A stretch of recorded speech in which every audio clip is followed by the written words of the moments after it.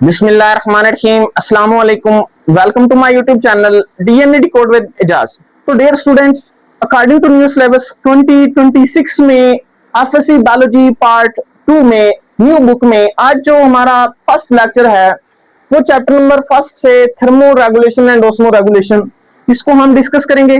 Okay, अब thermo regulation and osmo regulation में हमारे पास ये बेसिकली जो है ये टाइप्स हैं होम्योस्टैसिस की. ओके, होम्योस्टैसिस को हम डिस्कस करेंगे. होम्योस्टैसिस जो है इसकी जो है वो टाइप्स को देखेंगे और उसके साथ साथ मैकेनिज्म जो है होम्योस्टैसिस के उनको हम डिस्कस करेंगे. कौन कौन से ऐसे एसेंशियल एलिमेंट्स हैं जो होम्योस्टैसिस में वर्कआउट कर रहे होते हैं. तो सबसे पहला एलिमेंट जो है उसको हम रिसेप्टर कहते हैं. उसके बाद कोऑर्डिनेटर सेंटर जिसमें आपके पास ब्रेन और स्पाइनल कॉर्ड आते हैं और उसके साथ साथ हम जो है वो फैक्टर्स को देखेंगे. फैक्टर्स में एक हम एग्जांपल को डिस्कस करेंगे और उसके साथ साथ हम यहाँ पे जो है वो होम्योस्टैसिस के मैकेनिज्म को जो है वो डायग्रामेटिकली देखेंगे. तो डियर स्टूडेंट्स, सबसे पहले हम होम्योस्टैसिस को डिस्कस करेंगे. होम्योस्टैसिस को देखें तो होम्योस्टैसिस जो है ये एक ऐसा वाइटल प्रोसेस है जो लिविंग ऑर्गेनिज्म की बॉडी के अंदर पाया जाता है. अब ये लिविंग ऑर्गेनिज्म की जो इंटरनल कंडीशंस हैं उनको जो है वो मेंटेन करता है, रेगुलेट करता है, एक नॉर्मल सेट पॉइंट पे रखता है. इस प्रोसेस को आप होम्योस्टैसिस कहते हैं. होम्योस्टैसिस के मैकेनिज्म की बात करें तो होम्योस्टैसिस जो है ये वाइड रेंज ऑफ मैकेनिज्म, इसमें काफी ज्यादा सारे मैकेनिज्म्स हैं. मींस दैट कि ये पूरी बॉडी के सारे जो एक्टिविटीज हैं उनको कंट्रोल आउट कर रहा होता है. तो यहाँ पे जो है होम्योस्टैसिस की जो टाइप्स हैं उसमें हमारे पास आते हैं थर्मो रेगुलेशन, ओस्मो रेगुलेशन और एक्सक्रीशन. थर्मो रेगुलेशन की बात करें तो होम्योस्टैसिस की ऐसी टाइप जिसमें लिविंग बॉडी के टेम्परेचर जो है इंटरनल टेम्परेचर को with respect to external environment में चेंजेस हो रही होती हैं, लेकिन हमारे जो इंटरनल बॉडी कंडीशंस हैं वो एक स्टेबल और सेट पॉइंट पे रहते हैं. तो इस प्रोसेस को आप थर्मो रेगुलेशन कहते हैं. नेक्स्ट ओस्मो रेगुलेशन की बात करें तो ओस्मो रेगुलेशन में वाटर और सॉल्यूट्स जो हैं हमारे बॉडी फ्लूइड में उनको स्टेबल और मेंटेन करना हमारे पास ओस्मो रेगुलेशन कहलाता है. और एट द एंड जो थर्ड टाइप है इसमें एक्सक्रीशन जो है इसको हम देखेंगे. एक्सक्रीशन एक ऐसा प्रोसेस होता है जिसमें हार्मफुल मेटाबोलाइट्स और मेटाबॉलिक वेस्ट जो है वो बॉडी से रिमूव किए जाते हैं. तो यहाँ पे नेक्स्ट जो है बेसिक मैकेनिज्म ऑफ होम्योस्टैसिस. अगर हम बेसिक मैकेनिज्म ऑफ होम्योस्टैसिस की बात करें तो बेसिकली हमारे पास तीन जो है वो मेजर एलिमेंट्स हैं जो होम्योस्टैसिस के प्रोसेस को कैरी आउट करते हैं. सबसे पहला हमारे पास है रिसेप्टर, उसके बाद हम कंट्रोल सेंटर को देखेंगे एंड एट द एंड हम रिसेप्टर की बात करेंगे. तो सबसे पहले डियर स्टूडेंट्स हमारे पास रिसेप्टर आता है और रिसेप्टर जो है ये ऐसे खास किस्म के सेंसरी स्ट्रक्चर्स होते हैं. सेंसरी जो है वो स्ट्रक्चर खास किस्म के जो क्या करते हैं चेंजेस को डिटेक्ट करते हैं जो हमारे इंटरनल और एक्सटर्नल एनवायरनमेंट में हो रही होती है. चाहे वो चेंजेस हमारी बॉडी के अंदर हो रही हो चाहे हमारे एनवायरनमेंट में हो रही हो, तो वो जो है वो क्या कर रहे होते हैं, सेंसर और रिसेप्टर जो है उन चेंजेस को डिटेक्ट कर रहे होते हैं. अब इसमें हमारे पास ये जो हमारे पास रिसेप्टर्स हैं ये ऑर्गन्स हो सकते हैं, टिश्यूज हो सकते हैं या फिर सेल्स हो सकते हैं. ओके, तो यहाँ पे नेक्स्ट इनके फंक्शन की बात करें तो रिसेप्टर जो है ये खास किस्म की जो चेंजेस हैं उनको डिटेक्ट करते हैं, उनके मैसेज को जो है वो किधर भेजते हैं, message of changes, in changes का मैसेज जो है वो किधर भेज रहे होते हैं, कंट्रोल सेंटर के पास भेज रहे होते हैं. ओके, अच्छा नेक्स्ट इसमें हम एग्जांपल की बात करें तो जो हमारे पास स्किन के ऊपर जो है एग्जांपल में रिसेप्टर में एग्जांपल देखें तो टेम्परेचर को डिटेक्ट करने के रिसेप्टर जो है हमारी स्किन के ऊपर पाए जाते हैं. ओके, अब टेम्परेचर हमें पता चलता है मुख्तलिफ चीजों को, मुख्तलिफ ऑब्जेक्ट्स को जब हम टच करते हैं तो उनके टेम्परेचर जो है फील आउट होता है.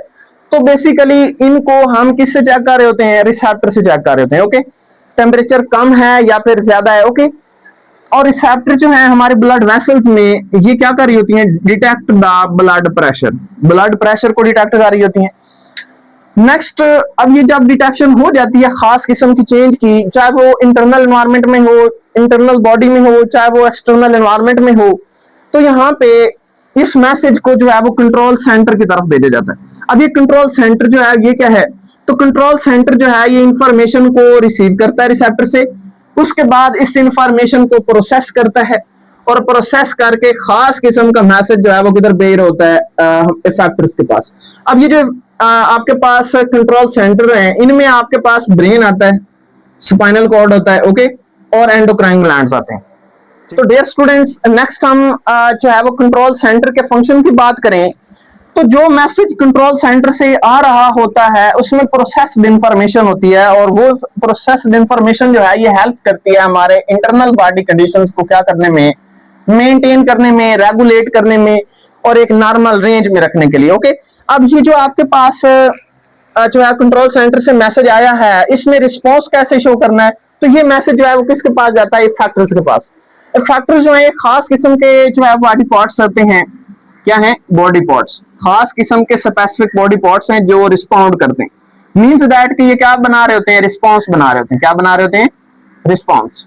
अब ये रिस्पॉन्स बनाते हैं कब, जब इनको मैसेज मिलता है कहां से, कंट्रोल सेंटर से। कहां से, कंट्रोल सेंटर। और इनको हम क्या बोलते हैं, इफेक्टर्स बोलते हैं। इफेक्टर्स आपके पास मेनली दो टाइप्स के हैं, और इनमें आपके पास आते हैं muscles and glands. Muscles and glands, तो ये जो है ये दोनों किसके तौर पे एक्ट कर रहे होते हैं, रिसेप्टर्स के तौर पे। ओके, और मसल्स जो है ये रिस्पॉन्ड करते हैं। कैसे रिस्पॉन्ड करेंगे मसल, तो ये कंट्रैक्शन करके जो है ये मैसेज को जो है वो आगे मुख्तलिफ किस्म के जो है वो रिस्पॉन्स और एक्शन में चेंज करते हैं। तो नेक्स्ट हम ग्लैंड्स की बात करें, तो डियर स्टूडेंट्स, ग्लैंड जो है ये खास किस्म की सिक्रीशंस करते हैं, और इनमें आपके पास जो है वो हार्मोन्स आते हैं जो हमारे इंटरनल मेटाबॉलिक जो है वो करैक्टरिस्टिक्स जो हैं उनको जो है वो मेंटेन कर रहे होते हैं, मुख्तलिफ एक्टिविटीज में हेल्प करते हैं, डाइजेशन में हेल्प करते हैं, और पूरी बॉडी में जो है वो ये हेल्प कर रहे होते हैं। एग्जाम्पल में हमारे पास नेक्स्ट पॉइंट जो है हमारे पास रिस्पॉन्सेज ऑफ फैक्टर्स।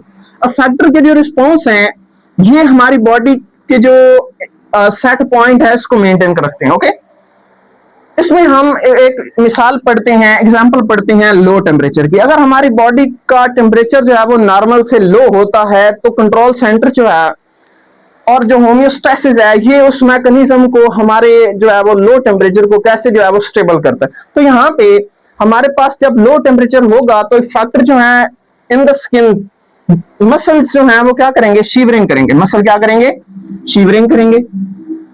ओके, अब मसल शिवरिंग करेंगे और क्या, और उसके साथ साथ वैजो कंस्ट्रिक्शन होगी। वैजो कंस्ट्रिक्शन, हमारी जो ब्लड वेसल्स हैं ये जो है वो कंस्ट्रिक्ट करती हैं, और जब ये कंस्ट्रिक्ट करती हैं तो इंटरनल बॉडी हीट जो है ये बाहर डेसिपेट नहीं होती, और जब ये बाहर डेसिपेट नहीं होती हीट तो हमारी बॉडी का जो टेम्परेचर है, इंटरनल टेम्परेचर जो मेटाबॉलिज्म के जरिए से बन रहा है, मुख्तलिफ मेटाबॉलिक एक्टिविटीज से बन रहा है, वो वाली हीट जो है वो इन हमारी बॉडी के अंदर जो है वो अब्सॉर्ब रहती है, और हमारा जो टेम्परेचर है जो पहले कम था वो नॉर्मल की तरफ जो है वो बढ़ जाता है। ओके, तो यहाँ पे हमारे पास रिस्पॉन्स इंक्रीजेस द हीट।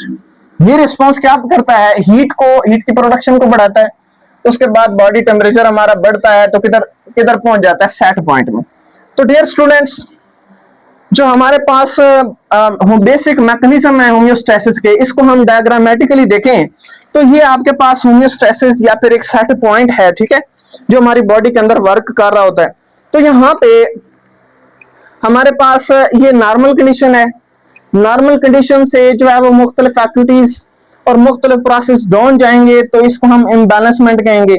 तो ये कैसे जो है हमारी बॉडी जो है इसको मेंटेन करेगी, या फिर चेंजेस जो हैं वो नॉर्मल से बढ़ जाती हैं। अगर नॉर्मल से बढ़ती हैं, इसी टेम्परेचर की बात कर लें तो टेम्परेचर जो है वो नॉर्मल 37 होता है ह्यूमन बॉडी का, तो नॉर्मल 37 से टेम्परेचर अगर बढ़ता है तो हमारा जो है मैकेनिज्म, होम्योस्टेसिस का जो मैकेनिज्म है कैसे वर्कआउट करेगा, और अगर कम होता है तो कैसे करेगा। तो हम यहाँ पे अगर टेम्परेचर बॉडी का नॉर्मल से कम होता है तो इसको देखें, तो यहाँ पे नॉर्मल से टेम्परेचर कम हुआ, इम्बैलेंसमेंट हुई। तो डियर स्टूडेंट्स, यहाँ पे क्या हो रहा है, basically change in internal condition. यहाँ पे हम क्या लिखेंगे, change in internal condition. Internal condition में ये जो है ये चेंज आ रही है, decrease the body temperature, condition low temperature, low temperature इसको साथ लिख लें। ओके, टेम्परेचर जो है वो क्या कर रहा है, डिक्रीज हो रहा है। अब ये जो चेंज है इसको कौन डिटेक्ट करेगा, रिसेप्टर डिटेक्ट करेगा। तो यहां पे हम लिखेंगे change detected by receptor, change detected by receptor. ये चेंज जो है ये कौन डिटेक्ट करेंगे, रिसेप्टर्स डिटेक्ट करेंगे। अब ये रिसेप्टर्स जब इस चेंज को डिटेक्ट करेंगे, इसके बाद ये जो मैसेज है ये किधर भेजेंगे, कंट्रोल सेंटर के पास। तो information send to control centre. Receptor क्या करेंगे, इस इंफॉर्मेशन को, लो टेम्परेचर की जो इंफॉर्मेशन है बॉडी के अंदर, ये किधर जो मैसेज देंगे, कंट्रोल सेंटर की तरफ मैसेज देंगे। तो यहां पे हम लिखेंगे मैसेज या फिर information send to control centre, send to control centre. अब ये कंट्रोल सेंटर जो है ये इस इंफॉर्मेशन को प्रोसेस करेगा और प्रोसेस करने के बाद मैसेज किधर भेजेगा, इस फैक्टर के पास भेजेगा। ओके, तो यहां पे हम लिखेंगे मैसेज जो है वो message from control centre, message from control centre, control centre. तो कंट्रोल सेंटर से अब मैसेज आएगा तो नेक्स्ट किसके पास आएगा, इफेक्टर के पास। अब ये इफेक्टर जो है उस मैसेज को with respect to the information from जो है कंट्रोल सेंटर, उसी के मुताबिक जो है ये आगे क्या बनाएंगे, रिस्पॉन्स बनाएंगे। तो ये क्या बनाएंगे आगे, इफेक्टर्स क्या करेंगे, रिस्पॉन्स करेंगे। ठीक है, और रिस्पॉन्स में बॉडी टेम्परेचर यहाँ पे कम था तो रिस्पॉन्स कौन सा करेंगे, शिवरिंग काज करेंगे और साथ में वैसोकंस्ट्रिक्शन। डियर स्टूडेंट्स यहाँ पे हम लिखेंगे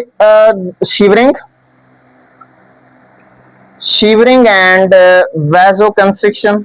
तो डियर स्टूडेंट्स रिस्पॉन्सेज में शिवरिंग और वैसोकंस्ट्रिक्शन की वजह से जो है वो बॉडी हीट प्रोड्यूस होगी, और बॉडी हीट प्रोड्यूस होगी तो पहले टेम्परेचर नॉर्मल से लो था, अब ये टेम्परेचर क्या करेगा, बढ़ेगा और टेम्परेचर बढ़ के एक नॉर्मल सेट पॉइंट पर पहुंच जाएगा। ओके, तो ये हमारे पास जो है ये मैकेनिज्म है होम्योस्टैसिस का, जिसमें होम्योस्टैसिस जो है हमारी बॉडी का टेम्परेचर जो है वो किस तरह से मेंटेन करता है। तो हमने जो है वो डायग्राम के साथ देखा।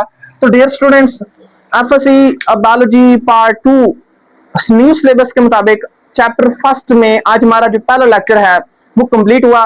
नेक्स्ट इंशाल्लाह अगले लेक्चर में मिलेंगे। अल्लाह हाफिज, टेक केयर।